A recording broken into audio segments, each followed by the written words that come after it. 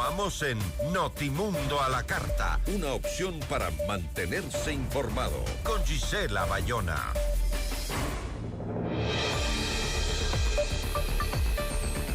Machala, capital de la provincia de El Oro, enfrenta una nueva ola de atentados con explosivos y ataques armados, particularmente en barrios como el sur, el este, y contra viviendas de profesionales, generando alarma social y daños materiales. En los últimos días, las autoridades han reportado múltiples atentados con explosivos que han dejado heridos y destrucción de viviendas, además de incidentes armados en distintas zonas de la ciudad, lo que refleja un recrudecimiento de la violencia vinculada al crimen organizado y a la disputa territorial de las bandas criminales en esta región del país. Nuestra entrevista de hoy en Notimundo a la Carta. Nos acompaña a esta hora en Notimundo a la Carta Renato González, comandante de policía de la zona 7 del país. Renato, ¿cómo está? Muy buenas tardes. Gracias por estar con nosotros.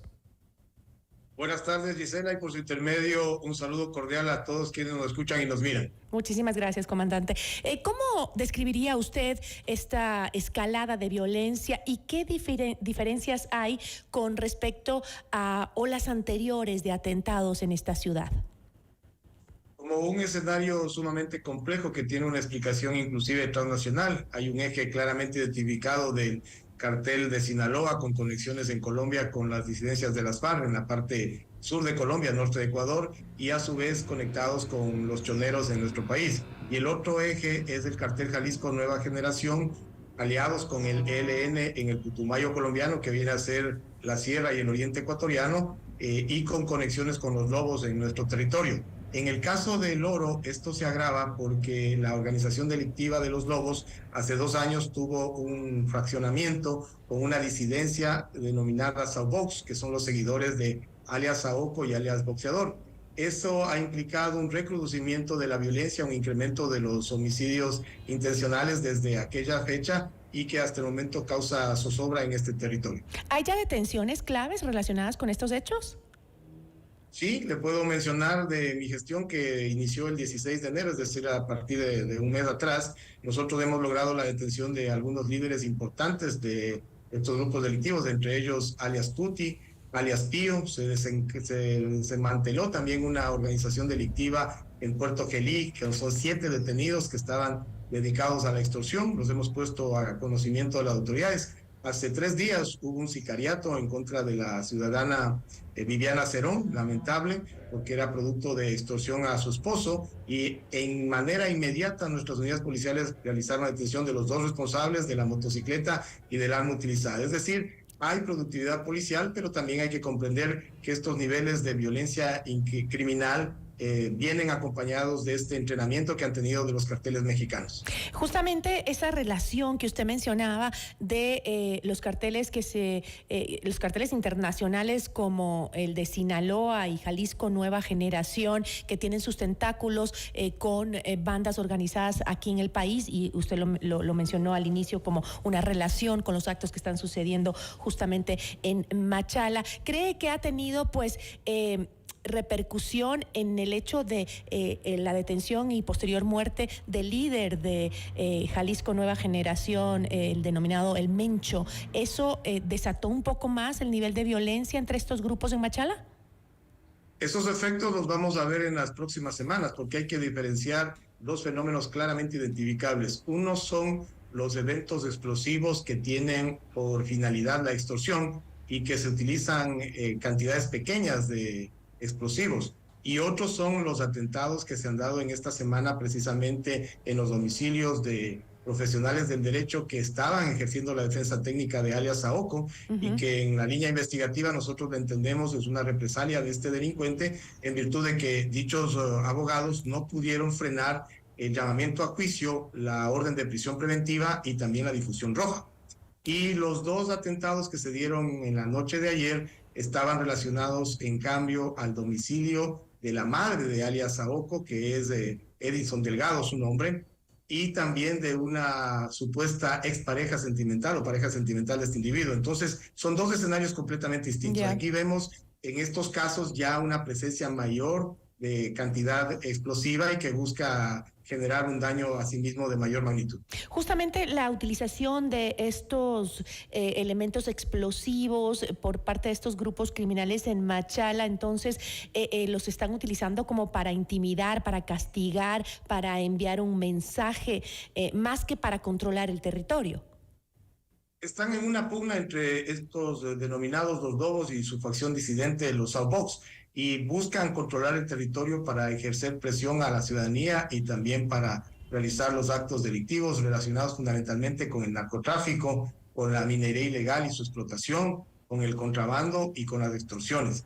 ¿Qué hemos detectado? Que utilizan, contrario a lo que anteriormente se denominaba tacos de dinamita, ahora están utilizando emulsión explosiva encartuchada y con dos claros proveedores, Famesa, que es una fábrica peruana, y Explosen, que es una fábrica ecuatoriana. En ese sentido, ya hemos realizado los reportes a nuestros escalones superiores porque hay que reformar la normativa en el país. No puede ser posible que exista una libre venta de explosivos a las concesionarias mineras y algunas que son responsables tendrán un inventario bien llevado, pero la gran mayoría no tiene obligación de presentar la desagregación y la utilización final de esos explosivos. ¿Y eso quiere decir que no podemos vincular a esas empresas por venderle artefactos explosivos a grupos de delincuencia organizada?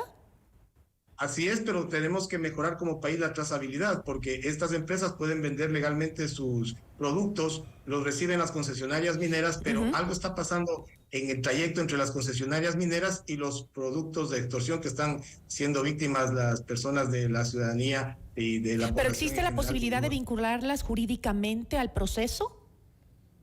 Tendría que reformarse la normativa porque, como le explico, es una normativa muy laxa de hace varios años en los cuales no se preveía la utilización de explosivos con fines extorsivos. Por eso estamos solicitando que se analice este tema en el COSEPE, que son las máximas instancias de seguridad del país, para que se pueda formular reformas inmediatas a la ley de control de explosivos, mejoremos la trazabilidad y también las empresas que reciben estos explosivos tengan la obligación de demostrar la cantidad de explosivos que están utilizando. Para que la gente me comprenda, es algo similar a lo que estamos presenciando en el uso o en el tráfico ilícito de combustibles. Si detectamos una gasolinera que está recibiendo una cantidad exorbitante de combustible que es imposible que lo comercialice, situación similar está pasando con los explosivos. Entiendo, queda clarísimo. Ahora, comandante, ¿qué medidas preventivas específicas se han implementado por parte de la policía en sectores como el sur y el este de Machala, que entiendo son los más conflictivos? ¿Se ha reforzado patrullajes, unidades especializadas o sistemas incluso de alerta temprana para la población? Diferentes medidas. Nosotros en el mes de enero como Policía Nacional tuvimos un seminario estratégico en Quito donde precisamente el mando institucional nos plasmaba los escenarios que se pueden presentar en el año 2026 y cuáles van a ser las medidas para mitigar y contrarrestar dichos escenarios. Estamos recurriendo a la aplicación de la estrategia operativa 3D, que significan varias acciones enfocadas primero a debilitar a las organizaciones delictivas, a desorganizarlas y finalmente a desarticularlas. Por eso es que le manifestaba que es importante la detención que se realizó semanas atrás de alias Pío, de alias Pepito, que son integrantes de estos grupos delictivos, pero también de 7 sujetos que realizaban labores de extorsión en Puerto Gelín y los 2 responsables del asesinato de la señora Viviana Cerón.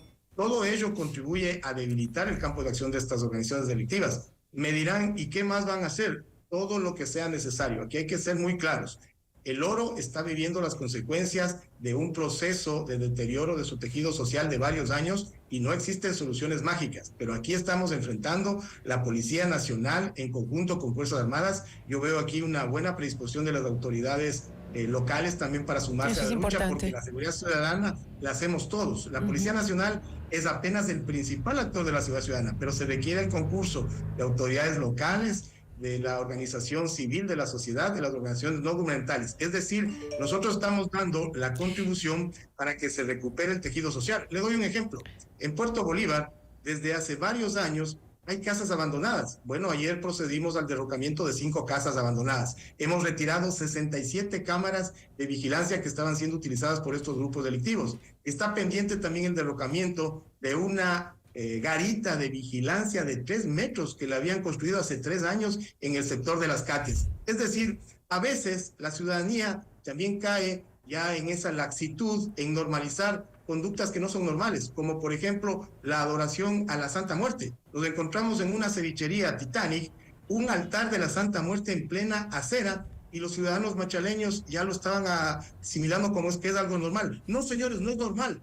No es normal. Esos son inconductas sociales que determinan posteriormente el complejo escenario que estamos viviendo en el oro. Justamente frente a este panorama, comandante, más allá de los daños materiales que nos quedan por esta guerra de estos eventos, se está generando mucho temor, mucho terror en los vecinos.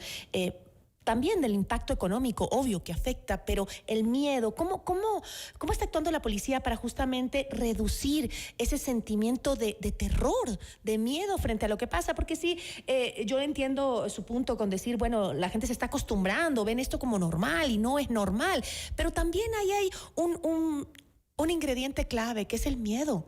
El miedo no necesariamente quiere decir que en el fondo tú normalices estas cosas, prefieres hacerte a un lado y no mirarlas, tal vez, ¿no?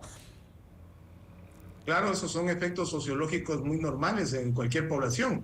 Si ven un atentado terrorista, porque eso es lo que está sucediendo aquí, inmediatamente cualquier persona prefiere mirar a un costado para evitarse mayores consecuencias. Lo que no se comprende es que precisamente esa cultura de terror, esa cultura de miedo, le da un mayor poder a las organizaciones delictivas. Tenemos que vencer el miedo, tenemos que vencer el temor.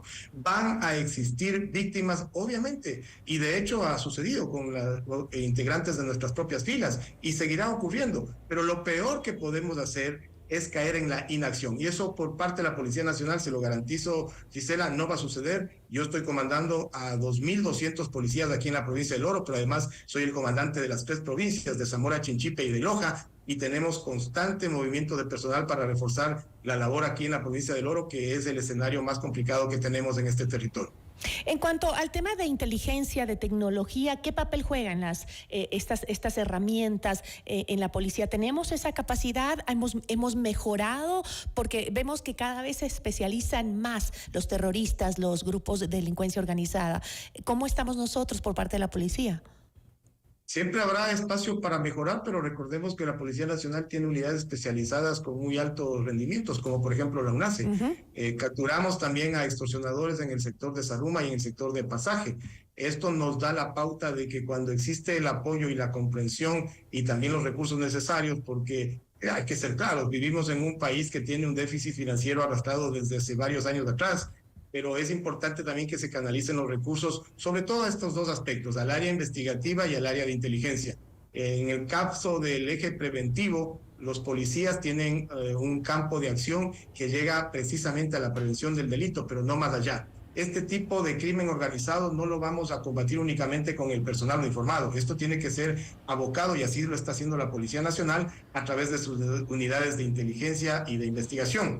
En este sentido también es importante la sincronización que exista con la Fiscalía General del Estado. A veces nos olvidamos que quien dirige la investigación judicial no es la policía, es la Fiscalía General del Estado. La policía apenas es una fuerza de apoyo. Por ello es importante esta sintonía que se dé entre autoridades.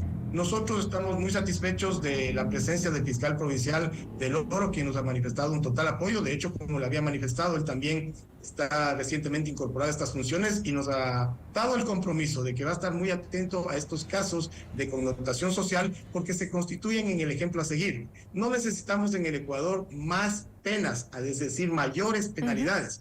Lo que necesitamos es que los niveles de impunidad disminuyan.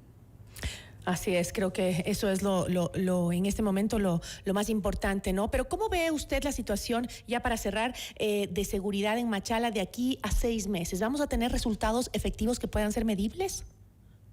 Sí, estoy convencido que cuando exista esta comunión de esfuerzos, es decir, Policía Nacional, Fuerzas Armadas, Fiscalía, Consejo de la Judicatura con los jueces, los organismos locales como la alcaldía recuperando espacios públicos que han sido abandonados por varios años, organizaciones no gubernamentales, por ejemplo, haciendo eventos para recuperar el turismo, para recuperar la producción. Ahora mismo acabé de conversar con el presidente de la Cámara de Comercio del Oro, porque estamos realizando una coordinación para que la Bolsa de Valores de Guayaquil venga a capacitarles en instrumentos del mercado de valores, y la intención es que en el futuro fondos de inversión como el Instituto de Seguridad Social de la Policía Nacional o el Seguro de Estantía de la Policía Nacional puedan venir al territorio a realizar una ronda de negocios y nos demos la mano entre los ecuatorianos, es decir, la Seguridad Social Policial invierta en el mercado real de la provincia del Oro para que ellos a su vez generen plazas de empleo. Porque aquí es claro, esto no se va a solucionar únicamente con policías o con militares. Esa es apenas la primera fase, que es la contención. Aquí se requiere que ingresen las otras aristas del poder público central y local. Me refiero a salud, a educación, a bienestar social y también a empleo. Y la comunidad también, como usted lo decía, no estamos pidiendo que la comunidad tome el papel de la defensa. No, para nada. Eso le compete a ustedes, a la Policía Nacional, a los militares. Pero sí que colaboremos con estar atento y no dejemos pasar estas cosas como algo normal, ¿no? Hay que unirnos como comunidad y dejar de tener un poco el miedo. Yo sé que es difícil, pero hay que hacerlo porque es un momento muy crítico para todos, por lo menos para intentar dejar un mejor país para nuestros hijos. Comandante, le agradezco muchísimo. Gracias a usted, Gisela, y rescato su frase final. Hay que vencer el miedo y para eso la Policía Nacional está encantada de liderar esta campaña y esta lucha. Es una lucha encarnizada, pero con la bendición de Dios saldremos adelante. Que así sea. Muchísimas gracias. Estuvo con nosotros Renato González, comandante de la Policía de la Zona 7.